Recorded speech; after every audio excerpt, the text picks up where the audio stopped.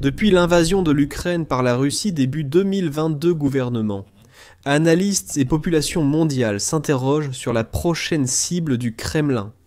La réponse est désormais claire. La Russie ne va pas s'arrêter à l'Ukraine. Son président, Vladimir Poutine, vise une cible plus large, l'OTAN elle-même. Une attaque russe contre une nation de l'OTAN est inévitable et pourrait survenir plus tôt que prévu. Selon l'un des experts en renseignement les plus expérimentés et les plus fiables de toute l'Europe, le chef des services de renseignement allemands, Martin Jäger. Jäger est un homme avec des années d'expérience au plus haut niveau de la politique. Il a travaillé au ministère fédéral des Affaires étrangères, à la chancellerie fédérale d'Allemagne et a été secrétaire d'État au ministère fédéral de la coopération économique et du développement. Également ambassadeur officiel en Afghanistan, Irak et récemment en Ukraine. Plus tôt cette année, il a été nommé président du service fédéral de renseignement allemand. Service fédéral de renseignement allemand. Prenant officiellement ses fonctions le 15 septembre 2025, il devient la 14e personne à occuper ce poste depuis la création du service fédéral de renseignement allemand en 1956. Quand Jäger parle, le monde écoute. Et le 13 octobre, lors de l'audition publique annuelle des présidents des services fédéraux de renseignement au Bundestag de Berlin, Jäger avait un avertissement sévère et inquiétant à partager avec ses collègues chefs du renseignement et les différents parlementaires présents, sans la moindre ambiguïté. Jäger a déclaré qu'une attaque russe contre l'Europe pourrait survenir à tout moment et que l'OTAN doit être prête à réagir dès que cela se produira. Nous ne devons pas rester passifs et penser qu'une attaque russe n'arrivera pas avant 2029 ou plus tôt. Pour ceux qui suivent de près la guerre Russie-Ukraine, ces mots seront familiers. Plusieurs autres personnalités de premier plan à travers l'Europe ont exprimé des sentiments similaires ces derniers temps. Plus tôt cette année, par exemple, le général Alexis Grinkiewicz, commandant du commandement européen des États-Unis et commandant suprême allié. L'Europe a averti que le monde pourrait être à quelques années d'une troisième guerre mondiale, indiquant que la Russie et la Chine pourraient attaquer ensemble dès 2027.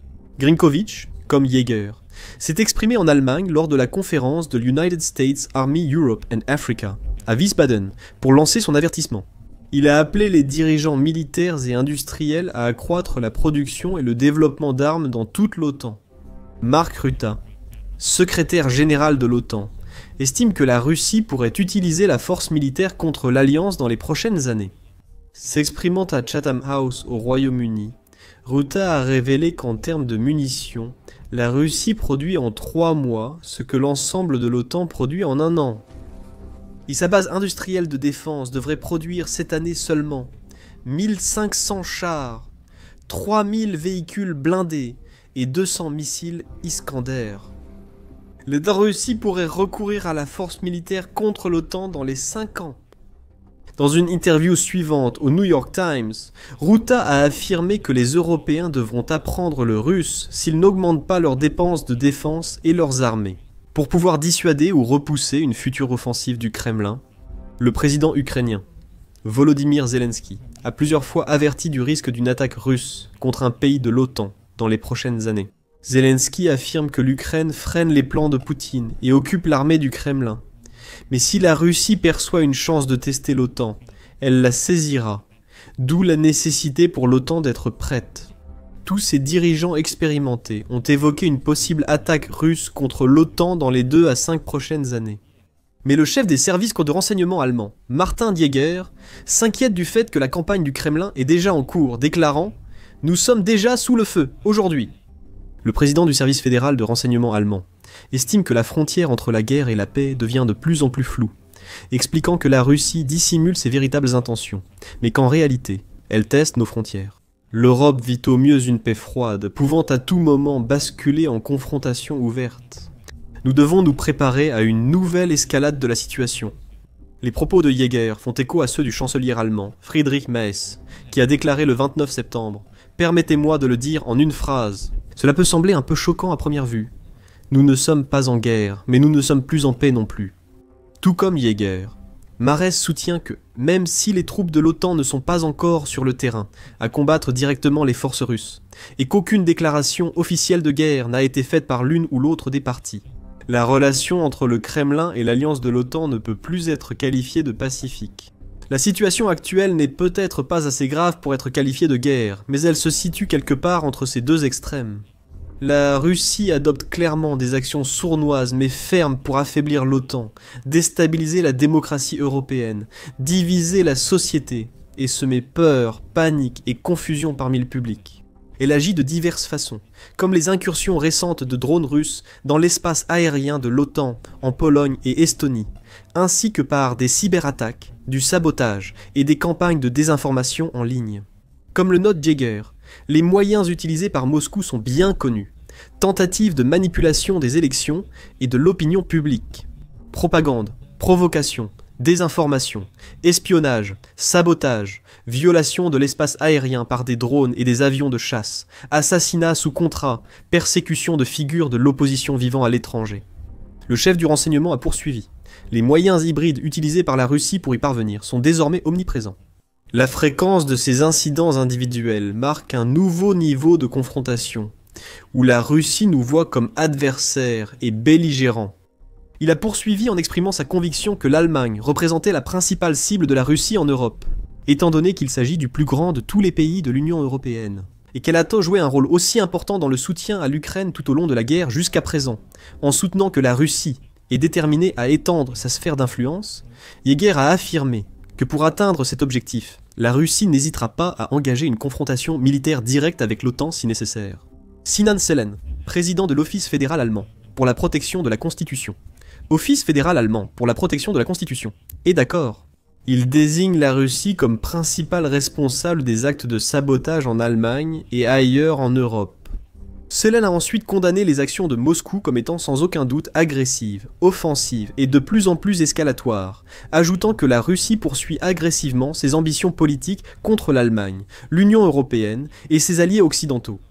Les services russes adaptent constamment l'escalade de leurs activités pour affaiblir les démocraties libérales.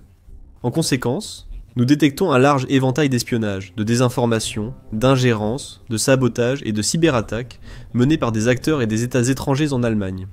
Il existe de nombreuses preuves à l'appui, les exemples les plus évidents étant les cas mentionnés précédemment de drones russes survolant l'Ukraine et pénétrant dans l'espace aérien des nations de l'OTAN. Plus particulièrement, le 10 septembre, plus de 20 drones ont traversé toute l'Ukraine et sont ensuite entrés en Pologne. Peu après, l'armée de l'air polonaise et des alliés de l'OTAN ont fait décoller des avions et abattu plusieurs drones. Le gouvernement polonais a ensuite invoqué l'article 4 du traité de l'OTAN. Plusieurs dirigeants mondiaux ont exprimé leur choc après l'incident, et l'OTAN a rapidement lancé l'opération Sentinelle de l'Est le 12 septembre, une initiative pour renforcer le flanc et de l'Alliance, mobilisant des moyens aériens, maritimes et terrestres de plusieurs membres, a été déployée en Europe de l'Est. Un jour plus tard, la Roumanie a dû faire décoller ses avions de chasse après avoir repéré un drone dans son espace aérien. Au même moment, une attaque russe avait lieu contre des infrastructures ukrainiennes non loin de la frontière du pays.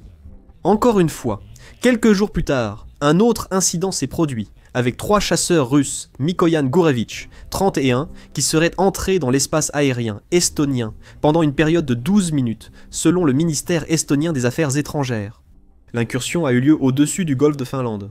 Ce n'était pas la première, mais la 4e violation de l'espace aérien estonien par la Russie en 2025. Le ministre des Affaires étrangères a déclaré que la Russie l'a déjà fait 4 fois cette année, ce qui est inacceptable. Cependant, l'incursion d'aujourd'hui, avec 3 chasseurs pénétrant notre espace aérien, est d'une audace inédite. Les responsables du Kremlin ont plusieurs fois nié toute implication ou déclaré qu'il s'agissait seulement d'accidents ou de malentendus. De nombreux experts et dirigeants mondiaux refusent désormais d'écouter la propagande russe, comme l'a souligné Volodymyr Zelensky. Le personnel militaire russe connaît précisément la destination et l'autonomie de ces drones, dont les itinéraires sont toujours calculés. Ce n'est ni un accident, ni une erreur, ni l'initiative de commandants subalternes. C'est une expansion délibérée de la guerre par la Russie. Voilà leur méthode. D'abord de petits pas, puis de lourdes pertes.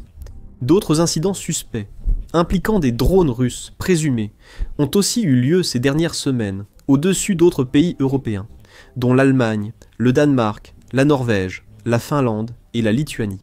Du 22 au 28 septembre, des drones non identifiés ont été vus chaque nuit près d'aéroports civils et de sites militaires en Norvège et au Danemark, forçant des aéroports majeurs comme ceux de Copenhague et d'Oslo à fermer temporairement. Pendant ce temps, en Allemagne, le 26 septembre, des rapports font état de multiples observations de drones dans l'état du Schleswig-Holstein, au nord du pays. Les autorités allemandes ont partagé leurs soupçons selon lesquels les drones pourraient être impliqués dans des activités d'espionnage. Le 27 septembre, un autre drone suspect a été vu près d'une centrale électrique à Rovaniemi, en Finlande. Le même jour, 3 drones ont survolé l'aéroport de Vilnius en Lituanie, retardant plusieurs vols commerciaux. Aucune confirmation officielle n'a établi que ces drones provenaient de Russie ou faisaient partie de la campagne du Kremlin pour espionner et perturber la société européenne. Le moment et la nature de l'incident sont pour le moins très suspects. Ce n'est sûrement pas une simple coïncidence que tant de violations de l'espace aérien et d'activités inhabituelles de drones aient eu lieu en si peu de temps. Au contraire, de nombreux analystes et dirigeants militaires sont convaincus que tous ces événements sont liés et ramènent tous au même endroit, Moscou. Et ce n'est pas seulement par le biais des drones que le Kremlin mène sa guerre secrète contre l'alliance de l'OTAN. En regardant les 18 derniers mois, il y a également des preuves de possibles actes de sabotage russes, ayant eu lieu en Allemagne même, ciblant des installations de production militaire. Entre avril 2024 et octobre 2025, 3 incidents suspects se sont tous produits. Le 3 mai 2024, un incendie a éclaté à l'usine DL Metal Applications à Berlin. L'usine produisait des missiles IRIS-T utilisés dans les systèmes IRIS-T, SLS et SLM, dont plusieurs ont été envoyés à Kiev pour soutenir la défense ukrainienne contre la Russie. L'incendie a causé d'importants dégâts structurels à l'usine. Bien que les autorités allemandes n'aient pas confirmé de sabotage, des médias occidentaux, citant des sources anonymes, évoquent des soupçons d'implication d'agents russes. Les enquêteurs et assureurs évoquent une probable défaillance technique. Des analystes pensent que l'incident illustre les tentatives présumées de la Russie pour perturber la production d'armes occidentales et leur envoi en Ukraine. En juillet 2024, les autorités allemandes et américaines ont déjoué un complot russe visant à assassiner le président directeur général de Rheinmetall, principal fabricant d'armes d'Allemagne et important en Europe, produisant une variété de véhicules blindés de combat et de transport de troupes, ainsi que d'autres équipements comme des systèmes de défense anti-aérienne, des navires de guerre, des mortiers d'artillerie et des canons de chars. La cible du plan d'assassinat était Armin Padperger, président du directoire de Rheinmetall, qui a joué un rôle clé pour garantir à l'Ukraine les armes nécessaires à la défense de son territoire face aux attaques russes sur la ligne de front. Heureusement, le complot visant à mettre fin à la vie de Padperga a été découvert et neutralisé. Cela a montré jusqu'où la Russie était prête à aller dans sa guerre de l'ombre contre l'Occident, selon un responsable de l'OTAN. Nous voyons du sabotage, nous voyons des complots d'assassinat, nous voyons des incendies criminels, nous voyons des choses qui coûtent des vies humaines. Je pense que nous assistons à une campagne de sabotage clandestin, menée par la Russie aux conséquences stratégiques. Le troisième et dernier incident lié à la Russie en Allemagne a eu lieu le 26 juin, avec des incendies lors d'une attaque présumée d'incendie criminel à Erfurt. Plusieurs camions militaires de Rheinmetall ont été incendiés là-bas. Des chaînes Telegram pro-russes ont revendiqué et célébré l'incident. Les rapports ont lié l'attaque à des agents russes, mais les autorités allemandes n'ont pas confirmé publiquement l'implication de la Russie. La police a ouvert une enquête pour sabotage. Durant les 18 mois précédant 2022, un seul incident suspect avait été signalé dans l'industrie de la défense allemande. Cyberattaque contre le siège de la division civile et industrielle de Rheinmetall à Düsseldorf en avril 2023. L'attribution a été liée au groupe de rançongiciel Black Bastard. Les autorités allemandes n'ont pas officiellement attribué l'opération à des hackers russes, même si des analystes ont relevé des tactiques similaires à celles du Kremlin. L'Allemagne a également procédé à plusieurs arrestations de ressortissants russes en lien avec des activités de sabotage et d'espionnage depuis le début de la guerre. Un Russe a notamment été arrêté à Munich en janvier de cette année pour un complot visant à saboter la production de chars allemands. Plus de 10 suspects liés à la Russie ont aussi été arrêtés entre 2024 et 2025. Ce phénomène se produit non seulement en Allemagne, mais aussi partout en Europe et dans les pays membres de l'OTAN. La Russie conduit depuis longtemps une campagne de sabotage variée, ciblant les lignes d'approvisionnement en armes vers l'Ukraine et perturbant la démocratie. De nombreux responsables européens de la sécurité ont évoqué cette menace, citant des cas où des agents russes ont payé des locaux pour commettre des crimes pour le Kremlin. Un responsable de l'OTAN a signalé une escalade inédite de la guerre hybride menée par la Russie, notamment par le sabotage des lignes d'approvisionnement en armes destinées à l'Ukraine. Cela concerne tout, depuis le point de production et d'origine, jusqu'au stockage, en passant par ceux qui prennent les décisions, jusqu'à la livraison elle-même. C'est audacieux. La Russie tente d'intimider nos alliés, et elle n'a pas peur d'utiliser toutes les tactiques possibles pour parvenir à ses fins. Par exemple, des agents russes recrutaient de jeunes hommes en Pologne via Telegram, leur versant de petites sommes en monnaie numérique contre diverses tâches.